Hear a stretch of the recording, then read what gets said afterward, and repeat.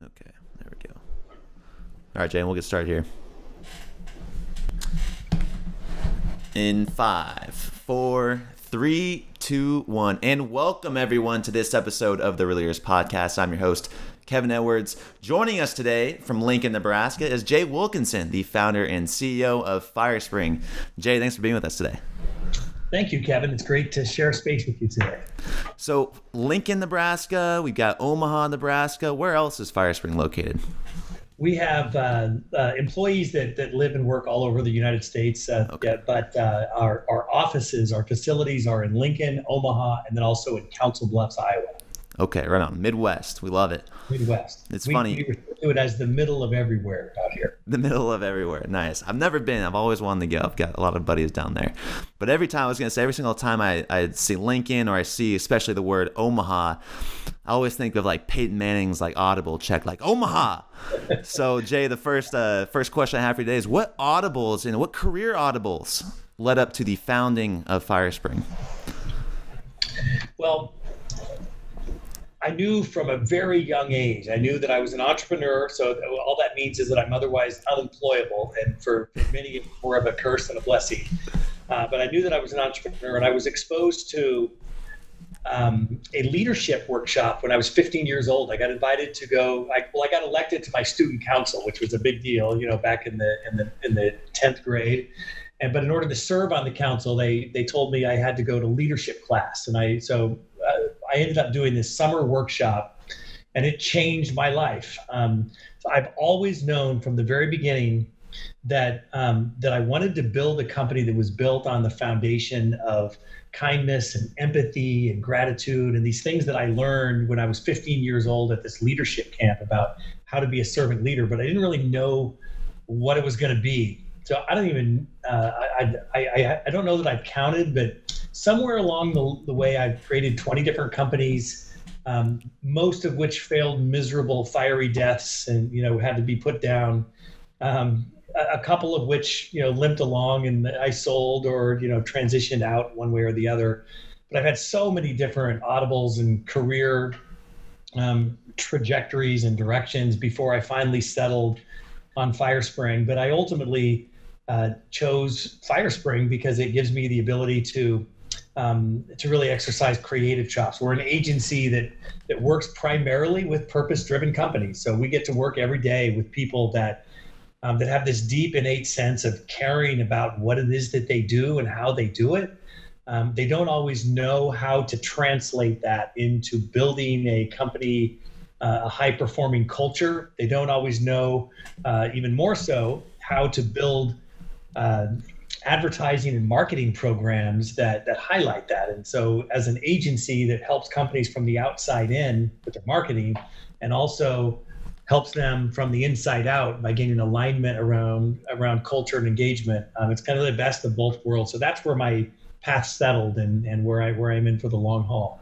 I love it. So Jay, you started out in this 10th grade workshop. You said kindness, empathy, and gratitude were some of those core values that you learned. Yes. Now, did those manifest in every single business that you tried to start, or are there any common core values throughout those 20 some odd businesses that you've been able to create?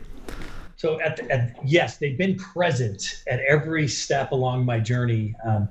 The foundation of my sentiment around values was seated again at this leadership workshop. I've been volunteering for this workshop. It's called Launch Leadership. And I've been going back, leading my own group of 12 students through the process of self-discovery and learning the skills of servant leadership for my entire adult life. More than 30 years, I go back every summer and lead my own group.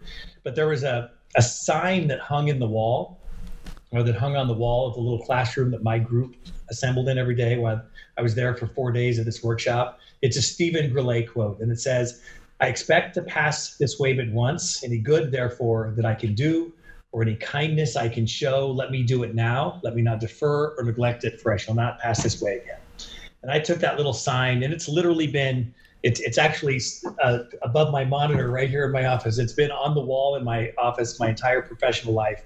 But that foundation of instilling kindness and the lessons I learned just to go back to my high school and make changes when I was going into the 11th grade, some buddies and I pulled together some tables. We hung a little sign above the table that said, "The all people are welcome table." And as students would come out of the cafeteria, first week of class, not knowing where to sit, we would go over and say, "Hey, why don't you come sit with us? We've got this is an all people welcome table." The only rule is they had to take the next seat, so they couldn't go sit somewhere else. So by the end of the school year, half of the entire cafeteria, that section had expanded, and it became like a thing for our school.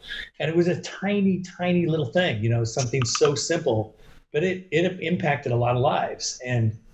But it's laying that foundation of simple, tiny little things that we all can do as humans to draw people into a world where kindness and empathy and gratitude are at the center of our decision making.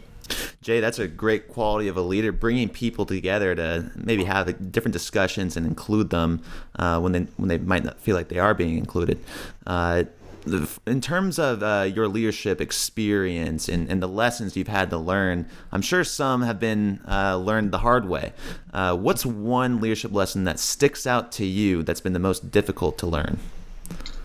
I think one of the most difficult, I think the importance of being vulnerable, and not just using the language of vulnerability, but the actions of vulnerability are really key in my journey, because I've never been great at it, because I always want to be right, and I've always had a sense of wanting to be liked, and there are times that I have to get over my own insecurities about who I am or what I am in order to be an effective leader. But as we go down and as I think about that and cascading into the rabbit hole of vulnerability, the one thing in particular that I'm continually I have to remind myself constantly, is that there is a difference between intent and impact. There's so many times in my life when I've said something or haven't said something or did something or didn't do something or whatever that stung someone or created impact that was unintended, like they were hurt by something that had been done or said, including with my children and my wife and in my personal relationships. And in my brain, I always rationalize that, well, that wasn't my intent. I didn't do that on purpose. But I had to remove myself from that intent and really focus on, well, the impact of it is real. This person feels like, whatever that I did or said has impacted them in this way. So I had to honor the impact and then come back later and deal with the misconstrued intent that might have caused it, without just immediately jumping into, I didn't do that. That wasn't intentional. It's something that we as kids and in our relationships, it's such an important thing to learn, that intent does not always equal impact, and knowing when you need to be vulnerable enough to come into that space and honor the impact first, and then come back later and deal with the intent. I'm still working on that. That's why when you ask the question, it's something that I'm actively really working on right now. No, that's really interesting. So I was thinking, Jay, it's really difficult as a leader to please anybody or please everybody. Sorry, excuse me. Yeah, certainly. So I guess the question is, you just mentioned your family and being a leader, at home and at the office. Is this something that you can turn off, or is this something that you feel like can manifest both in the work and at home? Leadership qualities. Oh gosh, one of the things, I had the opportunity several years ago, maybe a decade or more, to go in and work with companies. And I was in this phase when I was really trying to get to know the people that I was helping and helping consult in their organization. And so I would go in and I'd work with these people at work, and I'd see these dynamic, engaging, visionary leaders lead their teams of people at work.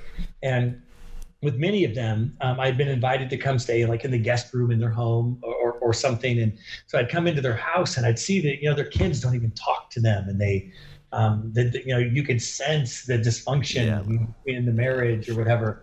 And I remember just really thinking, how weird that was to me, that you can be such this dynamic, engaging leader in a business sense and then not carry that through into your relationships, into your home life.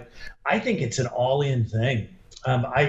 Because people, especially in today's world, we live in glass houses. There's all this stuff out in the world, between Yelp and all the reviews and Glassdoor for companies, that people can go online and they can say whatever the heck they want. We can't hide. You can't say you're one thing and then do another. It's just not possible in today's world. So I think that if you learn innately the skills of leadership, and you know how to treat people properly, and expressing gratitude and being vulnerable and exhibiting empathy in those relationships, that carries forward into all aspects of life, not just a business versus home life thing. Jay, you mentioned when you went into that household, you sensed something, and maybe you relayed that information back to the client you were helping out. How often do you look out for outside help? And is there a benefit of listening to others that are outside your organization? I think well, there are a couple things on that. I think we need to be careful about, Brene Brown writes and talks a lot about, that she doesn't take criticism from people who aren't in the arena themselves, that aren't putting themselves out into the world, and exposing their vulnerability, essentially. She talks a lot about that, and I agree with that. So I don't believe that it's necessary or it's even wise to just be to say, I'm going to take what everybody in the world tells me, and insert that into the fundamental aspect of how I behave and how I see myself. Because if we did that, again, trolls on social media, other things, the people that are out here trying to lead and put themselves out there are exposing themselves. They're putting themselves out to be either attacked, admired, or whatever, or somewhere in between. So I think you have to be careful about who you're willing to take that input from. But once you've gained and established a trusted relationship, I know with my own leadership team here at Firespring, we spend a lot of time really shining the light on the things that maybe we don't see ourselves. There's the old principles of the Joe Harry window. There are the things that are known to us that we see, and there are things that are really not known to us that others see, but we don't see about ourselves. Somebody puts a kick me stick, thing on the back. We don't know that it's there, but everybody that walks by us sees it, for example. We need to be open to learning and to hearing what others have to say, but we need to do that in an environment where we've established trust and respect and rapport with people, not just to take it blanket from everyone you come across in the street or anyone who might be throwing grenades your way on social media or anywhere else. So we're very intentional. I'm very intentional with our own leadership team about facilitating opportunities for every manager and every member of our organization to be open-minded to taking that constructive input on how they can become better, how they can evolve as a human. It's so critically important, but it has to be done in an environment of trust where people know that I have your back. I'm doing this because I care about you, not because I don't care about you and just want to take you down. Without that trust and respect, it's really hard to facilitate those kind of discussions. You mentioned this glass house, this glass door, transparency being such a big trend nowadays. Like you said, everyone reviewing, being their own critic in the company, or wanting to show people what they are working on in their own organizations, in their own homes, in their own classrooms. How has transparency impacted your business? And are you doing anything in your company to measure that? I know a lot of certified B corporations have to be somewhat transparent about what they do. How has transparency impacted Firespring? Well, it fundamentally, it was the cause of what created Firespring's culture in the first place. And just I'll very quickly, because it could be a potentially longer story, but I'll tell this really quickly. In 2001, I was actually fired as the CEO of Firespring, my own company. I owned the majority of the company. My board, I stupidly had weighed 4-3 the investors that I had taken on and given them essentially control. And we had a catastrophic financial event happen. They wanted me to essentially cut my entire, or 80% of the people that worked in the company. They wanted me to lay people off. And I refused to do it. I dug my heels in and wouldn't do it. And they fired me as the CEO of my own company. I brought all of the people together in our company. There were about 35 of us at the time. And they came up with the idea collectively that, well, let's just all of us take it. They ended up taking a pay cut. Every single employee in my company, 35 of them, took a 50% or more pay cut and several more deferred compensation if their spouse was making enough, whatever.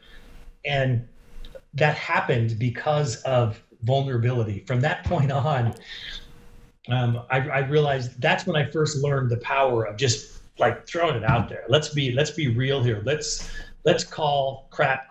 Let's put it on the table and just concede that we don't have it all figured out. We never will have it all figured out. We're learning something every day. We've got to just find a better way every day. That's all we need to do. Every day, find a better way than we were doing it yesterday. And that mentality seeped into our organization. We recovered from that. Within 2 years, I bought those investors out so that they were gone. We were wildly profitable, and everybody got their money back. And long story short, we're flourishing as a company today. But from that point on, we became transparent about everything. Show the warts and get them out there as quickly as possible, and just be straightforward with this is where we are, and we need to work together to figure out how to rise above and accomplish this. So when we became a B Corp, we already had powerful spirit of transparency and vulnerability built into our culture, and it was just a natural segue for us to say, well, let's put a name on this. Let's call it. Let's apply for B Corp status. So this mindset of vulnerability, transparency, when your company took a hit, every employee said, we're going to take ownership of this and take, if I have to, take a pay cut to make this company work. Wow, incredible. It came from them. I thought, I said, you guys, you don't want to do this. I mean, how can you? Yeah. They insisted, and it was really because everything was on the table. Profit loss statements and everything. I mean, they knew exactly where we stood, and just knowing, not just saying, we care about your opinion, but actually caring about their opinion, and everyone having a voice, and that has really propagated forward into the way we run our company today. Every single employee in our company, all 200 of us, are part, bring our issues, our ideas, our opportunities to the table, and we talk about them. We don't just encourage them to bring up their ideas and issues and opportunities. We expect that from people. So everybody's part of it. It's so important. And Jay, how large is your company? Isn't it 200 plus? Yeah, we have about 200 customers. We have more than 10,000 clients in all 50 states and in 14 countries around the world that we work with.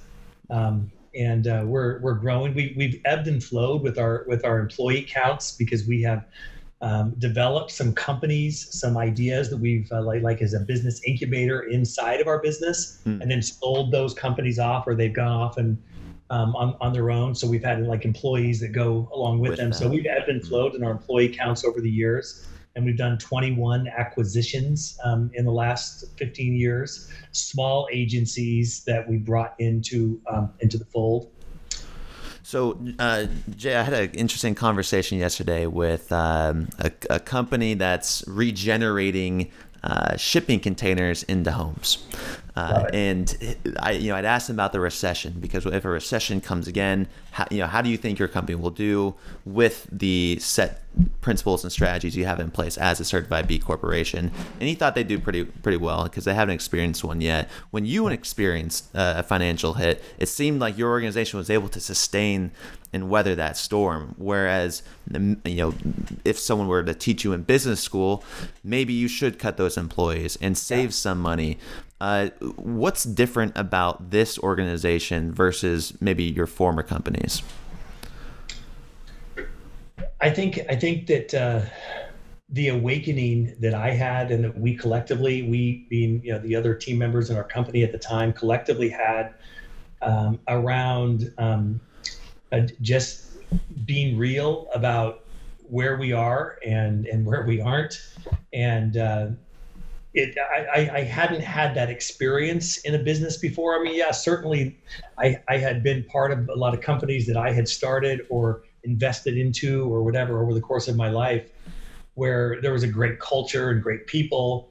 But I can honestly say that I don't believe that any of them, we were ever like that real with one another, where we were comfortable calling crap when we saw it, and again, covering each other's back when we saw things that person maybe not be aware of, in a true way, and it happened to us, I think, really because of the circumstance that we found ourselves in. I can't say with any confidence whatsoever that we would have gotten there had we not had that devastating event happen to us. I don't know that I would have figured out how critical and important that was. So I'm grateful for the lessons along the way, which is all the failures and the gut punches that we take in our business career. If we look at those as just another lesson and another way to to learn how to move forward, I think it's really healthy. Jay, how would you define this type of leadership? Would you say it's conscious leadership? Would you say it's just business leadership, impact leadership? Would you say it's just a result of things that just happen to happen because we have great people on our staff? How would you define kind of what your organization went through?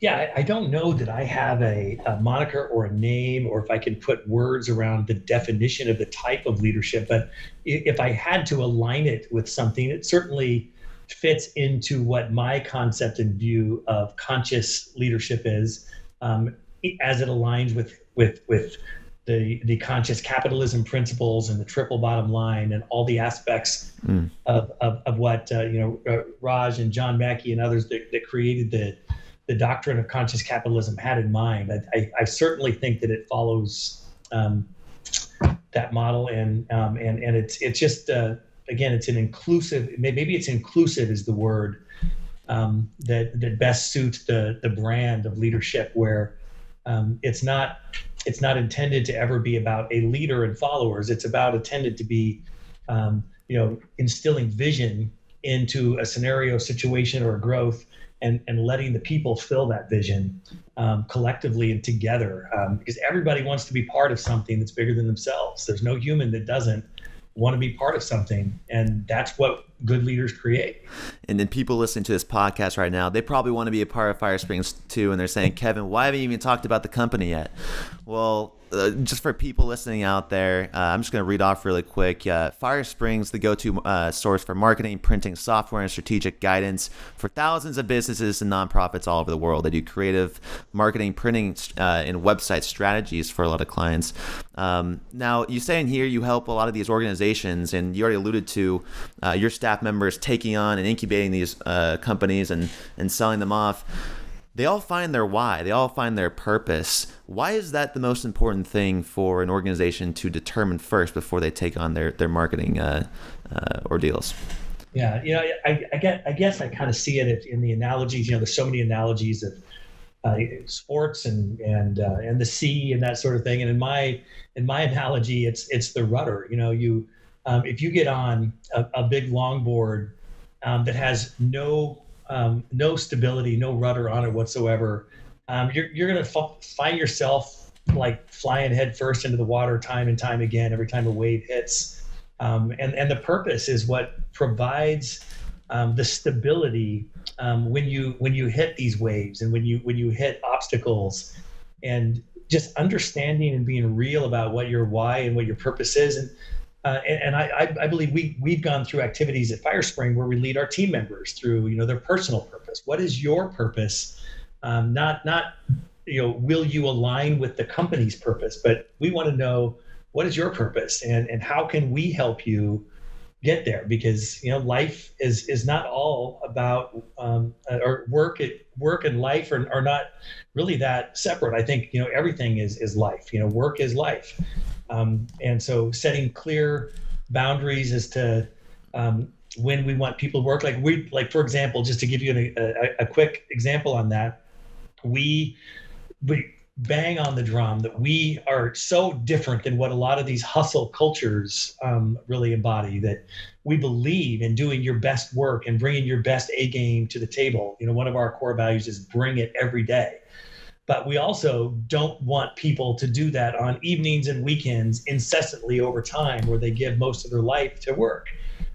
It creates burnout, and it creates so much difficulty. We want people to go live their lives and go travel and go spend time in your kid's classroom. Be the room dad instead of 30 room moms. Have 29 room moms and a room dad. So you're there every Tuesday afternoon with your kid in kindergarten. That's the kind of stuff that we preach incessantly to our team, to be present in their families' lives. And I think that mindset is really important. Jay, why invest so much in your employees? I am a believer that that work, it fills a large part of our lives. We spend the majority of our waking hours at work. We've heard this over and over and over again. Why wouldn't we want the work environment to feed us rather than suck the life out of us? And if we think about collectively being able to work together on a common mission, where we have set our, Jim Collins called it the BHAG, the Big Hairy Audacious Goal. Gino Wickman's book in EOS and Traction World, he calls it the 10-year target, whatever it is. But the thing that sets out there far enough out that you always know where that North Star is, that this is where we're trying to go. And then having the clarity of the 3-year, the 1 year, the quarterly, the weekly rhythm that leads into that. There's something really magical about people aligned behind a common goal, behind a common vision, working together. And if those people feel the depths, in their DNA, they feel like they're part of this, why shouldn't they reap the rewards of that? And why shouldn't they be the ones that are the ones that are elevated in the way that whether it's financial or just the freedom to be part of their children's lives, or to do work that feeds them rather than sucks the life out of them. We're huge believers in the concept of the Gallup Strengths Finder, and we want people to work in the areas where their strengths naturally lie, so they don't have to spend so much of their time kind of bucking against the wind, so to speak. But I can't even imagine. It's hard for me to imagine businesses and business leaders, although I know there are a lot of them out there who don't care about the people that are helping these visions come to fruition, who think of their employees as a number, or think of them as just a means to an end and they're replaceable. That whole concept just kind of blows my mind. I don't get it. That's why we pursued becoming a certified B Corporation, and why we're so involved in supporting this broader movement around elevating the consciousness around using business as a force for good. I think that in 10 years, businesses that don't get this, that don't understand, the fact that you would ask that question says that there are a lot of businesses out there that don't get it, right? And I think that the businesses that don't get it in 10 years won't be around. I think they're going to go the way of the dinosaur, just like we see the shape shifting that happens in the Inc. 5000 or in the Inc. 500 even every year, that different companies are coming in and out. I think the companies that don't understand they have to focus as much on their why as they do on their what, and take care of all of the shareholders of the stakeholders of a business, not just the shareholders. Businesses that don't get that will be out of business in 10 years. I don't think they're going to survive. It's interesting. I did ask that question because when I speak with people that aren't aware of the certified B corporations, and I try to define social entrepreneurship, social enterprises. It's this fear-mongering, take away your profits scheme that is going on, and they align it with some type of socialistic mentality, and it's pretty, it's just new. I would say for a lot of different people. And that gets under my craw because I think that capitalism, when it's done right, is the answer. It's not the problem. Because people equate socialism or whatever. They equate cronyism and corporatism and Wall Street capitalism with what's wrong with America. They see Gordon Gekko or all these movies about business people that are evil, and that's kind of plugged into the way they think about business. But the reality is, capitalism, when the free market decides and people choose what they buy and employees choose who they work for, when we figure out when we can change the tide so that the majority of American businesses consider themselves to be a purpose-driven business instead of only about 10%, when the majority are there, capitalism will be the answer. It's not the problem. And so I get really frustrated when I hear the challenges that especially young people bring to the table around capitalism is evil and whatever. I hear this kind of stuff.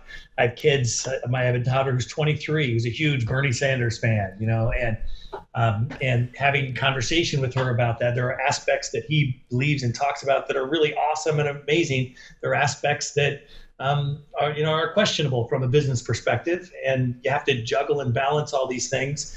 But in her mind, what she hears from Bernie is that capitalism is evil. Right. And so I've had these conversations, with her about this. Well, you said if capitalism is done right, it can really be effective. What do you mean by right, and what do you mean by wrong, most importantly? Yeah. So again, the wrong kind of capitalism is when I'll give you just an actual example without naming all the players in it. But there's a big company in the state of Nebraska, Cabela's, been around forever. Oh, yeah. The family is from a small town, Sidney, Nebraska. Just up the road from where my family homesteaded back in the 1800s and where I came into Nebraska. But it's an amazing company that was founded here on really great work ethic and all these great things. And then a corporate raider essentially came to the table about 2 years ago and sensed that there was opportunity, and he basically bought in. It was less than 10% and this happens all the time. Is a billionaire, and he comes in and he buys into the stock, and then he forced the board to consider selling the company. The company was incredibly profitable. In fact, it had more than $1 billion of annual profits at the time that this happened. It wasn't in peril. It wasn't in financial distress, but this billionaire hedge fund investor came in, bought stock in, and kind of forced the board to take action. And it kind of got everybody, in their heads spin thinking. They ended up selling the company out to Bass Pro Shops. It devastated this small town of Sidney, Nebraska, where they had something to the tune of, I don't know the exact numbers, but more than 10,000 employees in this small community of about 30,000 people. All of a sudden, all of those jobs are gone. They offered many people the opportunity to relocate to Texas or other places, but it just completely devastated this community that was thriving. And that's what I refer to as Wall Street capitalism. That's when you have the billionaire money come in and set the stakes and say this is how it's going to work. And cronyism and corporatism and all these other things where we're giving favor to the people that are already wealthy and have made it, the one percenters, and not taking adequate care of the people that are making the engine work in the first place. That's the bad part of capitalism, and it certainly exists. I'm not saying that it doesn't, but corporatism and cronyism and Wall Street capitalism being the problem, Main Street capitalism is the way I refer to it, is the answer. It's the type of capitalism where we believe that there is a triple bottom line, where there's the economic affect an outcome, but there's also a social and environmental aspect to what we believe in and care about. So when matters come before the decision makers of that company or the board, they take into consideration the way it affects the community, the way it affects the social institutions that they care about, that feed the ecosystem that their employees live, work, and play in, and the way that the environment is affected. They think about all aspects, the triple bottom line, not just, again, money in the pockets of the shareholders and being the only thing. Is this an example? That's the answer. Yeah. Is this an example between, or a comparison between maximizing shareholder value versus stakeholder value? For instance, the board decisions that certified B corporations make, and correct me if I'm wrong, Jay, but the decisions that you make don't have to be off of the board's decision, right? Or the shareholders in the company, right? You, as a structured as a certified B corporation, have the right to make your own decisions for stakeholders. Yeah, we make our own decisions for the stakeholders of our company. Okay, so in the instance when when Firespring first, when you alluded to, took that hit, that financial hit, and the board made the decision to vote you out, the founder of the company, what could that have done to the company? I guess, like in the long term, were they trying to resort back to, or I guess change the company to, like a C Corp or an S Corp, or what were they trying to do? Again, that was before we were a B Corp. That was before you were B Corp? Yes, that was long before we became a B Corp, to be clear. And their intention was to force my hand at eliminating the people in the company. But before they were able to do that, we were able to bring them together and come back to the board with a plan to just reduce the labor, which satiated them and kind of called them off, until which time I was able to buy them out, but I was able to get them bought out within just a couple of months. So is this wrong capitalism that you're the not right capitalism that you're referring to? Could that all be changed if we were to take out, in theory, these shareholder irrational decisions? Absolutely. I do believe that it's not practical for every business in America to become a certified B corporation, right? So I don't have that expectation. But today, if you add together certified B corporations and benefit corporations that are registered in their states, the legislation behind benefit corporations has now passed in 35 states. That's different than a certified B Corp, and a lot of times people get confused between the two of them. But if you added together all of the certified B Corps, the registered benefit corporations, 1% for the planet companies, and then the businesses that publicly espouse and subscribe to the conscious capitalism mindset, there's about 10,000 of them in the United States today. That's such a tiny, tiny little number. So what I believe we have to do is we need to change that tide and get more companies to align with one of those frameworks. I personally don't care which one it is. If you believe in the 1% for the planet model and you want to give 1% of your top line revenue to environmental causes, awesome, go for it. Mm-hmm. But stand for something more than just money in the pocket of the owners. Stand for something that the people in that company and the customers of that business can rally about and get excited about.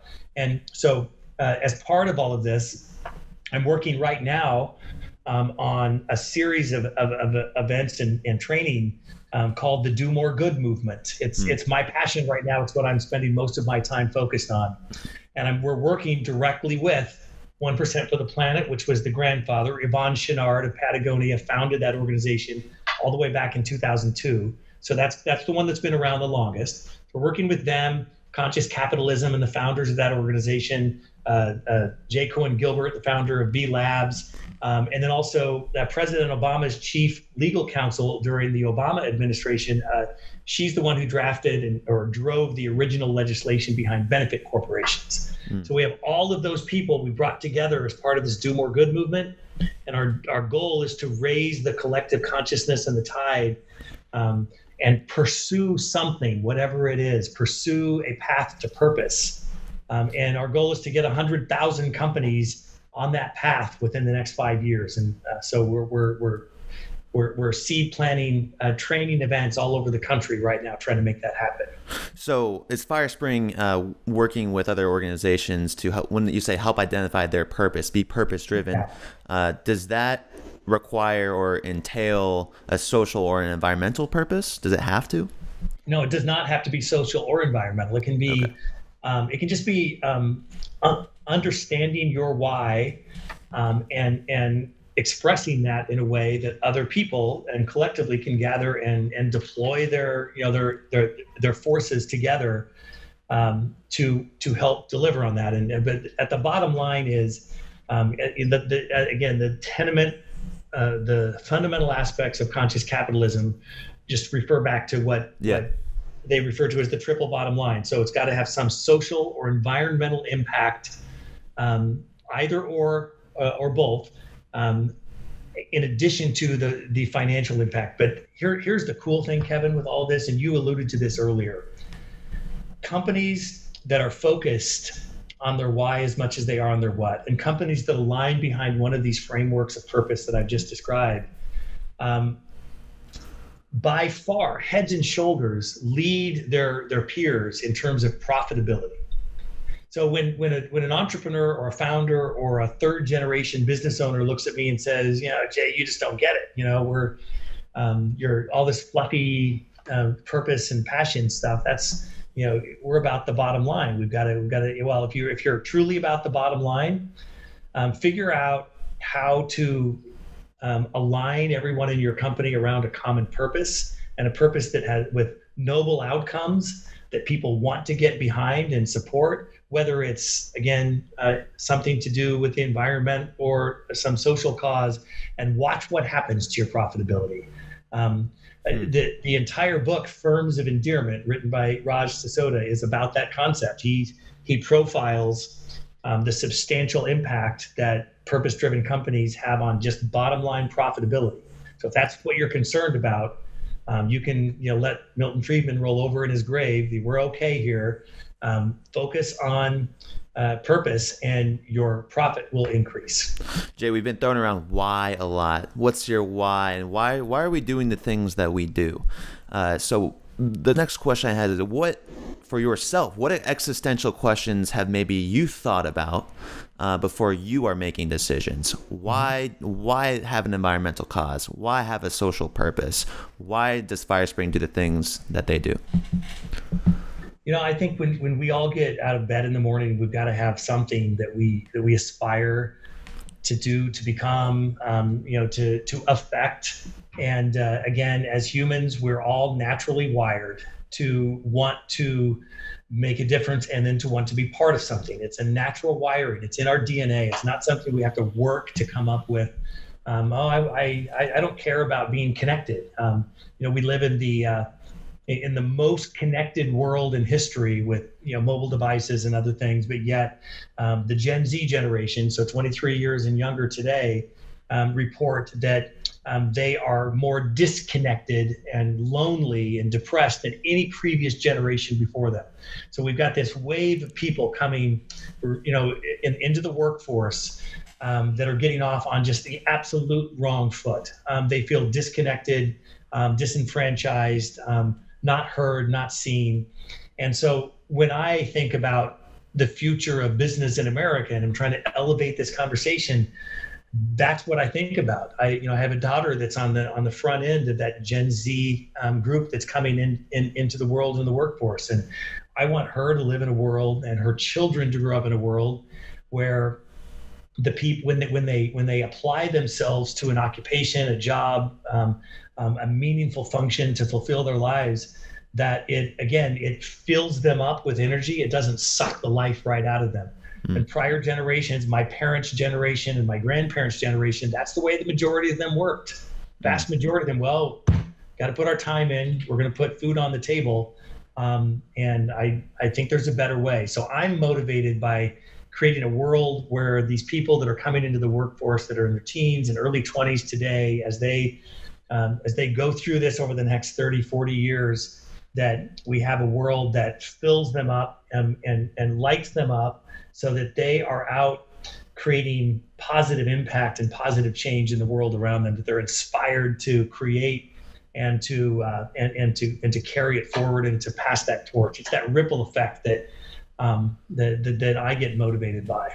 Jay, I think you're spot on. That's definitely a trend many business owners are paying attention to. I think it was in Larry Fink's letter to BlackRock. He had mentioned millennials are increasingly, or at least they say that the purpose of a business is to have impact versus create a profit, which is very interesting to me when I read that. So there's this paradigm shift coming. What do you think it's going to take to sustain something like this? Is it collaboration? Is it partnerships? Is it leadership? What do you, Jay Wilkinson, thinks is going to make this change sustain? Well, I think it's banging the drum, and it's getting the word out, and it's having advocates for change, being vocal and spreading that seed and spreading the message. And that's one thing that I appreciate so deeply about Real Leaders. I mean, the work that you guys are doing, and I know you didn't ask me to say this. I'll just make sure that I'm clear with everybody around there, but the work that Real Leaders is doing around just elevating this conversation and just making it part of the broader messages that we need to hear is so critically important. Because if we don't hear about it, and we don't know what others are doing, and we don't have the light shown on positive examples of how people are doing this, we're not going to learn. We're not going to have the icons that we can follow, and we're not going to have the opportunities to understand how to evolve and to make that happen. So I'm a huge advocate for what Real Leaders is doing. Same with Conscious Capitalism and what Jay and the crew at B Labs is doing around all of the media properties and raising that awareness.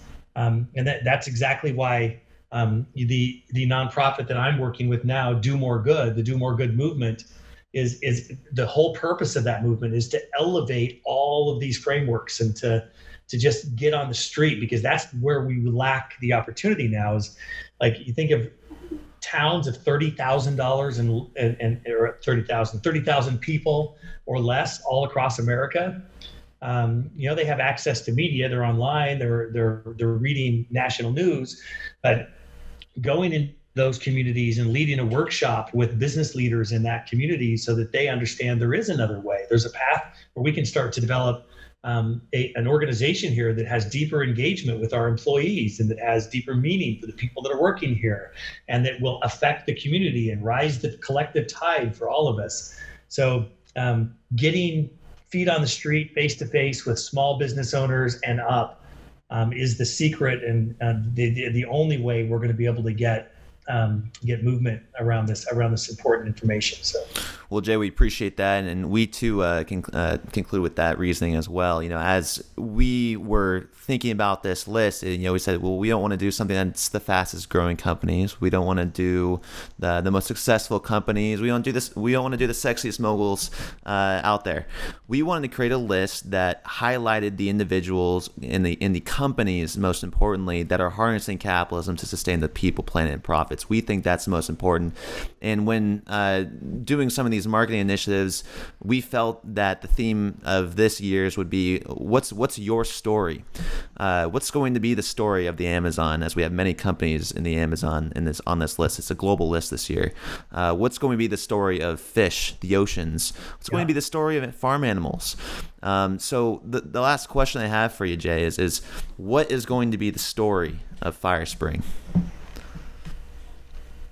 I think the story of Firespring is that in our vision and what we want to do, we want to make a tiny dent in the universe as it relates to elevating this conversation around business as a force for good.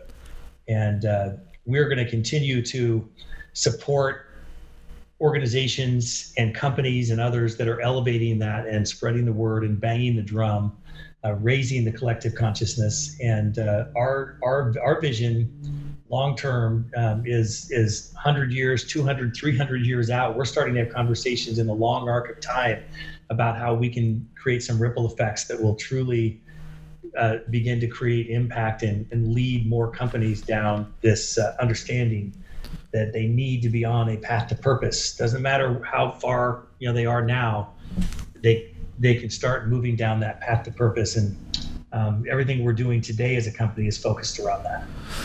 Jay, appreciate your time coming on the Real Leaders podcast here. We talked about a lot today. We talked about career audibles, some leadership lessons that you learned along the way. What's good capitalism and what might be bad capitalism? How can we improve it, and what's going to make it change? Jay, you said we at Firespring bring it every day. It's a good quality of a leader. So the actual last question I have for you, Jay, I know I gotta ask you one more. What is your definition of a real leader? A real leader, in my mind, is a leader that where no one feels led, where everyone feels inspired to become the best version of themselves, and collectively build something that creates impact on the world. Well said, Jay. Well, for Jay Wilkinson, the founder and CEO of Firespring, I'm Kevin Edwards, asking you to go out there and don't just lead people to feel led, make sure that they don't feel led. And always, folks, keep it real. Thanks, Jay. Thanks, Kevin.